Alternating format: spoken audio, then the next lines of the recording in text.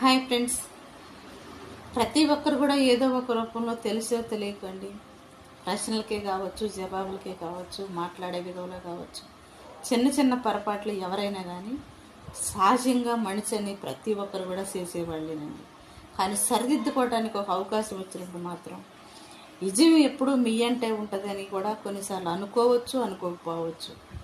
మనం చేసేది మంచి అనుకున్నప్పుడు మంచిలో కూడా చెడు ఎదికే వాళ్ళు మనకి ఎదురైనప్పుడు అది కష్టమైనా నష్టమైనా మాత్రం భరించుకోవడానికి ప్రతి ఒక్కరు కూడా ఓపిక మనిషికి చాలా అవసరమైన ఫ్రెండ్స్. నేర్చుకోవడానికి ప్రయత్నించండి.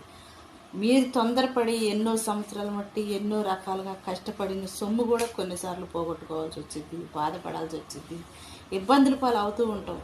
ఎందుకంటే గాయం మనకు తెలియకోకుండా అవుతుంటుంది, మచ్చ మాత్రం జీవితాంతం మిగిలిపోతుంది ఫ్రెండ్స్.